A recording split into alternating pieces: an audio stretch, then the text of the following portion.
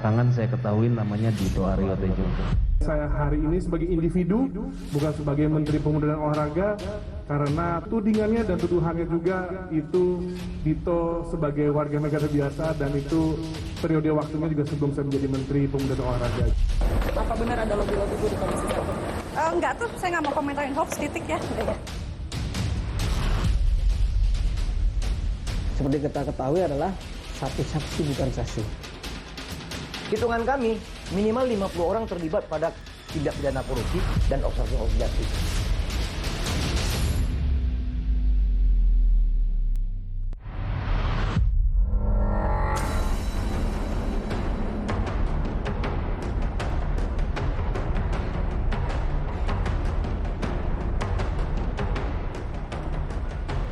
Dito apa Pak? Dito itu macam-macam. Belakangan saya ketahui namanya Dito Aryo Tejo.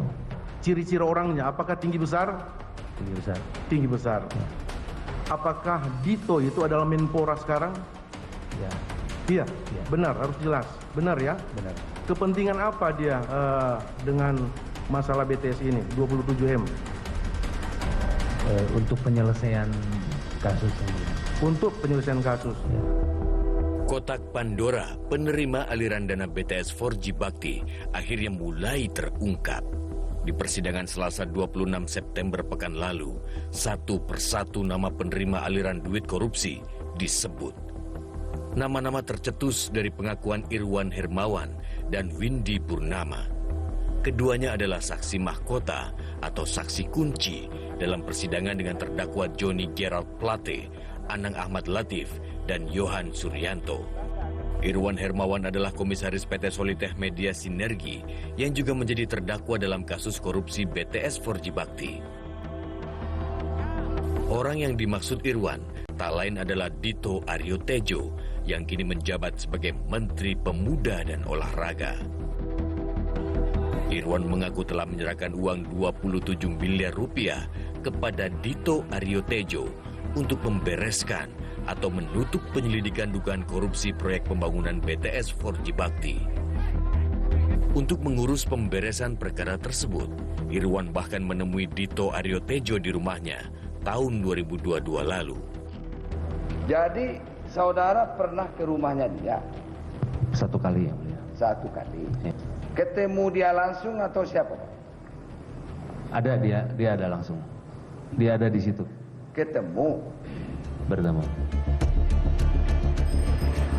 Ya, tepat di belakang saya ini, rumah yang berada di Jalan Denpasaraya nomor 34 adalah tempat pertemuan antara Dito Aryo Tejo dengan Irwan Hermawan dan seseorang bernama Resi. Menurut keterangan Irwan, Resi memberikan uang senilai 27 miliar rupiah kepada Dito Aryo Tejo dan diduga serah terima uang itu dilakukan di dalam rumah tersebut. Keterangan Irwan Hermawan pada persidangan Selasa lalu bisa menjadi fakta baru dan juga materi pendalaman bagi Kejaksaan Agung untuk bisa mengungkap apakah benar ada keterlibatan dari Menpora Dito Aryo Tejo dalam mengamankan kasus korupsi proyek Bakti BTS 4G Kominfo. Kejaksaan Agung sebenarnya sudah mengendus aliran uang ke Dito Aryo Tejo 3 Juli lalu. Dito diperiksa selama 5 jam oleh penyidik Gedung Bundar. Namun Menteri 32 tahun ini hanya menjawab diplomatis pertanyaan awak media. Kehadiran saya hari ini sebagai individu, bukan sebagai Menteri Pemuda dan Olahraga, karena tudingannya dan tuduhannya juga itu Dito sebagai warga negara biasa dan itu periode waktunya juga sebelum saya menjadi Menteri Pemuda dan Olahraga. Jadi, kawan-kawan media, sekali lagi terima kasih. Boleh jadi para maklar kasus ini berjejaring atau kenal satu sama lain. Sebab entah sebuah kebetulan atau tidak, diduga nama Dito direkomendasikan oleh Windu Aji Sutanto yang sudah lebih dulu mengantongi uang 66 miliar rupiah untuk membereskan kasus dan tidak berhasil. Awal Agustus lalu, Realitas kembali meminta konfirmasi terkait uang 27 miliar rupiah tersebut dan Pak Menteri lagi-lagi membantahnya. Tanggapan Bapak bagaimana terkait pengembalian uang 27 miliar? Ya Allah, itu pertanyaan udah lama. Ini semua udah proses resmi, udah ada klarifikasinya, bahkan semua pihak udah diperiksa. Jadi ya udahlah, kita ikutin yang resmi saja. Namun kini, Menteri Dito tidak bisa berkelit lagi. Fakta persidangan 26 September lalu telah memutarbalikkan semua drama. Nyatanya, uang 27 miliar rupiah diserahkan ke Dito demi mengubur penyelidikan kasus korupsi Bakti. Keterangan saksi mengungkap, uang diserahkan oleh Windy Purnama bersama Resi, karyawan PT Multimedia Berdikari Sejahtera, kepada Dito Aryo Tejo dan Haji Oni. Diketahui, Haji Oni adalah Oni Hendro Adiaksono yang juga dikenal dengan sebutan Kaji Edan. Namanya disebut di sidang, kalau semisal dipanggil untuk sidang datang nggak? Ya semua yang formal pasti kita hormati. Tapi benar Mas ya, fakta persidangan yang sama kayak di BAP kok. Semua sudah saya klarifikasi dan diberikan keterangan yang saya ketahui semuanya di proses resmi. Mas ini kan jabatan Mas kan masih terhitung baru nah. Dan ada kasus rasuah ini, apakah Mas menduga ada intrinsik politik? Enggak ada rasuah. Nggak akan ada dugaan ini rasuah? Gimana Mas? Apakah ada intrinsik politik dalam kasus ini? Ya semua harus kita hadapi. Semua ada resiko. Ya. Siapa sangka di balik sosok menterengnya Edward Huta Hayan alias Naik Parulian Washington Huta Hayan disebut melakukan pemerasan terhadap Anang Latif CS. Saksi mengaku sejak terjadi keterlambatan pembangunan BTS, pihak Bakti digempur kanan kiri. Keterlambatan terus disoal hingga diancam diperkarakan. Namun ujung-ujungnya mereka justru menawarkan diri untuk meredam kasus tersebut. Modus inilah yang dilancarkan oleh Edward Huta Hayan hingga bisa mengantongi 15 miliar rupiah. Sejak 25 Mei 2022, Edward menjabat Komisaris Independen PT Pupuk Indonesia Niaga Persero. Diyakini saat melancarkan aksi pemerasan berkedok pendampingan hukum, Edward masih menjabat sebagai komisaris di BUMN tersebut. Namun sejak namanya disebut-sebut di pusaran maklar kasus BTS Bakti, Edward mengundurkan diri pada 14 Juli 2023. Saudara diancam juga? Saya tidak. Oh enggak. Iya. Irwan diancam? Iya. Siapa yang ancam Pak? Ya ancamannya akan dibuldozer begitu yang mulia. Siapa? Ya Pak Edward itu Pak yang mulia. Tidak jelas juga siapanya. Terus karena itu ada niat untuk menutup kasus itu gitu. Waktu itu seperti yang saya sampaikan, Pak Anang sudah duluan ketemu yang bersangkutan. Terus minta 8 ya. Terus akhirnya katanya 5, saya nggak tahu ya 5. Terus minta uang di depan 2 juta. Terus setelah itu saya bicara sama Pak Irwan, ada duit 2 juta nggak kamu? Pak Irwan bilang tidak ada 2 juta, adanya 1 juta. Jadi kalau gitu kasih 1 juta. Pak Irwan kasih ke anak buah saya antar ke Pak Edward. Namun rupanya tak cuma Dito seorang. Saksi mahkota Irwan Hermawan juga menyebut Edward Huta Hayan dan Windu Aji Sutanto turut menerima aliran uang. Sedikitnya uang 108 miliar rupiah sudah digelontorkan untuk para maklar kasus tersebut. Namun semuanya nihil, tak berbuah hasil. Berarti yang tadi 15M hanyut tak tahu rimbanya. Kan gitu kan Pak? Ya. Iya Pak. Tambah lagi 60M. Ya. 75 lah barang tuh. Ya. Ya. Betul. Berapa itu Pak? Totalnya 27. 27. Ya. Tadi 75 tambah 27. Jadi berapa? 102 miliar. Ya. Oke. Uang piling tadi itu. Ya. Yang dipiling kabinet tadi. Ya. Irwan Hermawan dan Windy Purnama adalah saksi kunci yang paham betul seluk-beluk aliran uang BTS Bakti. Uang disetor ke sana sini, mengalir ke orang-orang berpengaruh hingga lembaga tinggi negara. Ada proyek bagi-bagi duit di sini. Wah, itu saya nggak tahu itu saya nggak paham. Apa benar ada lobby-lobby Bu di Komisi 1? Enggak tuh, saya nggak mau komentarin hoax, titik ya.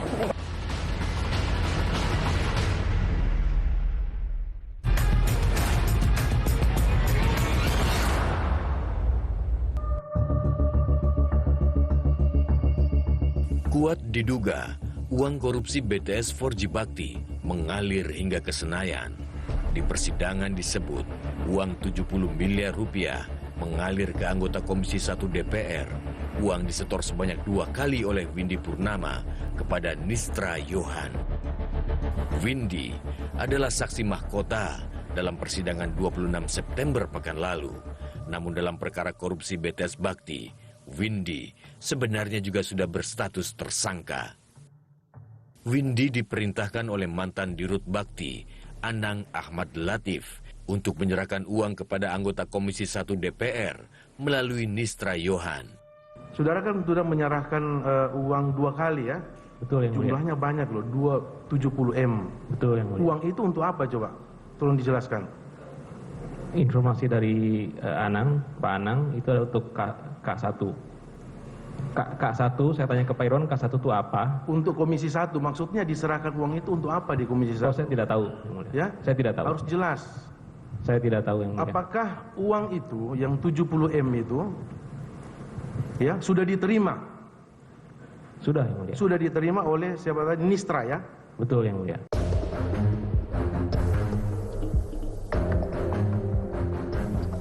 Tepat di belakang saya saat ini yaitu gedung yang berwarna abu-abu dan coklat. Ini merupakan Hotel Aston Sentul, di mana disinilah Windy Purnama menyerahkan sejumlah uang kepada Nistra Yohan. Nah, memang penyerahan uangnya ini dilakukan 2 kali di lokasi yang berbeda, yaitu di kawasan Gandul dan juga di Hotel Aston Sentul ini. Adapun total nilai uang yang diberikan oleh Windy Purnama jumlahnya mencapai 70 miliar rupiah. Kuat diduga uang yang mengalir ke Komisi 1 DPR itu berkaitan dengan pembahasan anggaran di Kementerian Kominfo di tahun 2021. Persisnya untuk memuluskan kebutuhan anggaran untuk pelaksanaan proyek BTS 4G Bakti, sehingga anggarannya berturut-turut naik.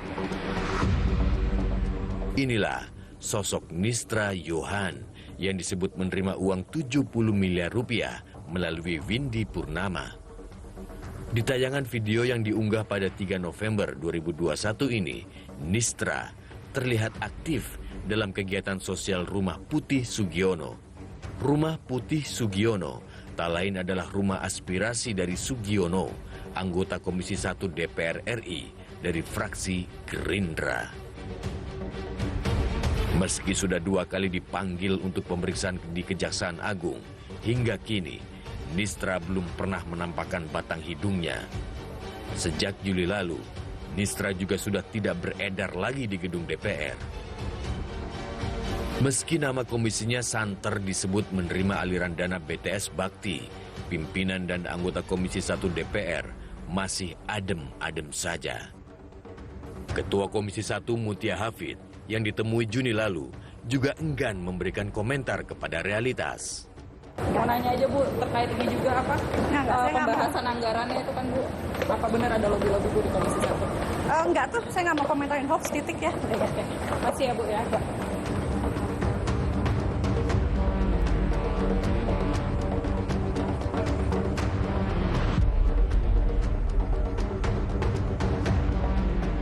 Anggota Komisi 1 DPR, Dev Laksono menyebut, naiknya anggaran Kominfo di tahun 2021 dan 2022 semata-mata demi mendukung program pemerintah, yaitu percepatan transformasi digital.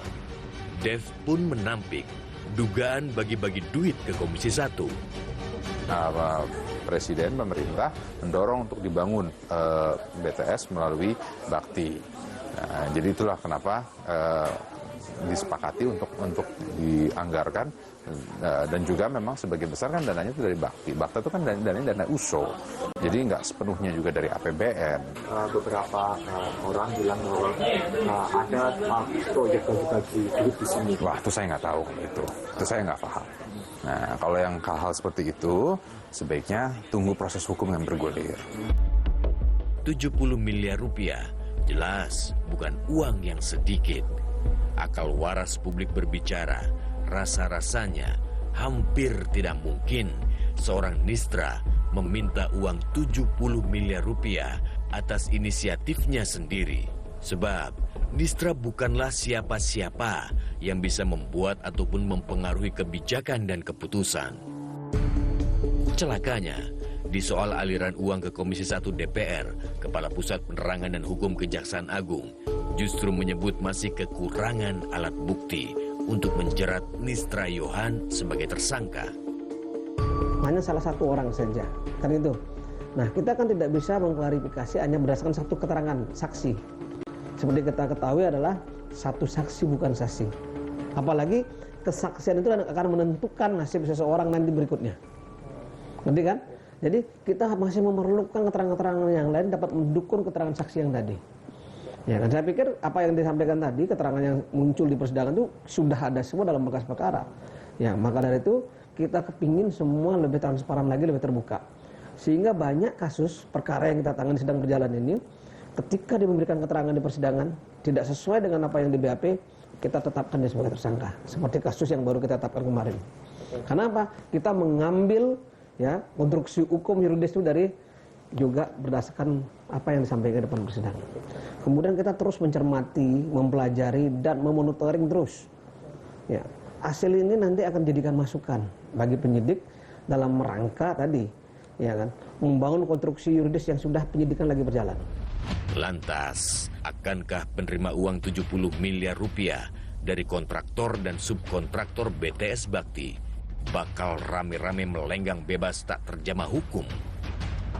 Hitungan kami, minimal 50 orang terlibat pada tindak pidana korupsi dan obstruction of justice.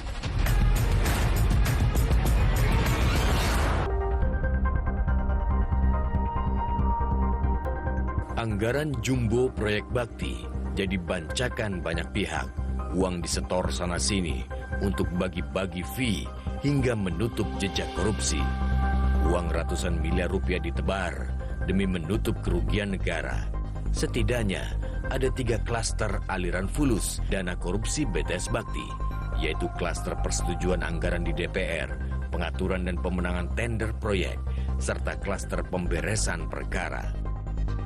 Dan untuk kesekian kalinya, Badan Pemeriksa Keuangan juga turut terseret-seret. Lembaga audit tertinggi negeri ini ternyata turut kecipratan fulus haram. Saksi Windy Purnama mengaku menyerahkan uang senilai 40 miliar rupiah kepada seseorang bernama Sadikin. Penyerahan uang diperintahkan langsung oleh mantan Dirut Bakti, Anang Ahmad Latif, kepada Windy. Apakah Sadikin itu orang Badan Pemeriksa Keuangan? Saya tidak tahu. Saudara tidak tahu. Kenapa saudara harus mengatakan itu dari BPK? Saya tahunya dari Pak Anang sepertinya. Informasi dari Pak Anang. Iya, atau saudara dari hanya Pak menyerahkan aja? Iya. Apakah uang itu kemudian masuk ke Badan Pemeriksa Keuangan, saudara tahu? Saya tidak tahu.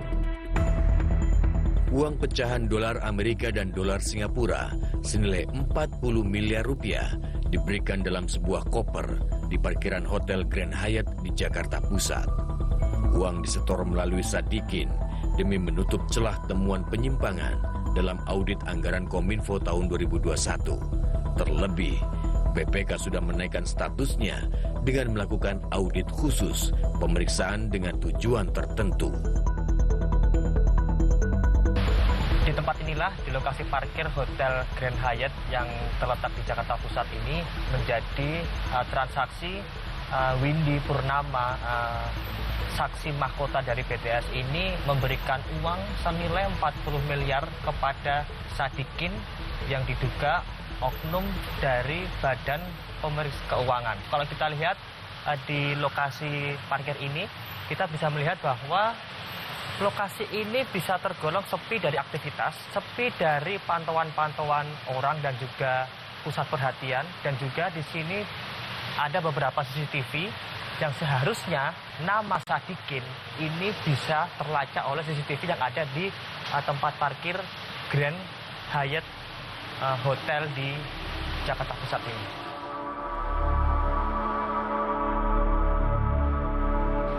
Ditemui Realitas pekan lalu, Kepala Biro Humas BPK RI, Yudi Ramdan, hanya menjawab diplomatis.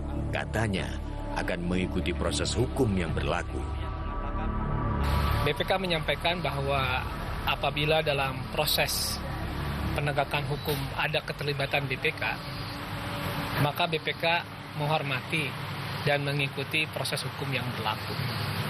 Terkait soal BPK memberikan WTP di tahun 2021 kepada Kominfo, padahal pada saat itu juga ada kejanggalan-kejanggalan berupa anggaran di dalam BTS korupsi BTS Kominfo ini seperti apa Pak? Seperti yang saya sampaikan, itu statement dari BPK yang tadi. Itu aja. Kesaksian Irwan Hermawan, Windy Purnama, dan Galumbang Menak telah mengungkap teka-teki penikmat fulus proyek BTS 4G Bakti. Sederet nama disebut, mulai dari orang berpengaruh, elit partai politik, hingga petinggi negeri. Irwan Hermawan mengaku mendapat banyak tekanan dan ancaman. Saat memberikan kesaksian di persidangan pun, gurat ketakutan masih terlihat begitu nyata.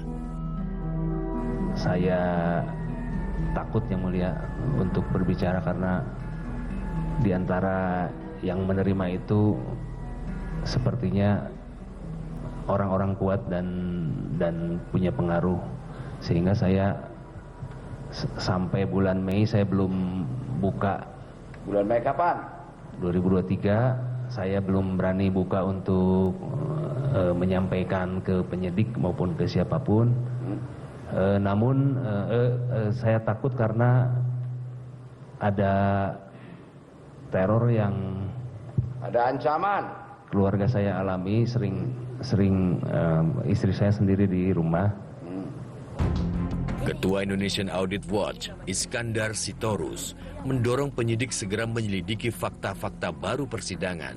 Kejaksaan Agung diminta tidak tebang pilih, menuntaskan korupsi berjamaah proyek BTS 4G Bakti. Kita lihat saksi-saksi mahkota, 2 orang menyebut nama Dito yang sekarang dikaitkan publik bahwa itu adalah Menpora hari ini. Baru ada nama Nistran dikaitkan dengan DPR RI. Nah, baru ada nanti penyebutan nama lain terhadap anggota BPK yang itu Sadikin. Kan nggak susah kalau diperiksa Sadikin. Kira-kira bertambah nggak pelakunya? Bertambah. Itu obstruction of justice-nya. Tapi kalau pokok persoalannya diperiksa lebih jauh, hitungan kami, minimal 50 orang terlibat pada tindak pidana korupsi dan obstruction of justice-nya. Hitungan kami. Pengakuan-pengakuan saksi mahkota di persidangan sudah begitu gamblang, menjadi fakta baru yang tidak bisa ditutup-tutupi. Tidak ada alasan lagi bagi Kejaksaan Agung untuk pilah-pilih penegakan hukum dalam kasus korupsi BTS 4G Bakti. Sebab sesungguhnya tidak ada siapapun yang lebih sakti ketimbang hukum itu sendiri. Terlebih hanya segelintir pelaku korupsi.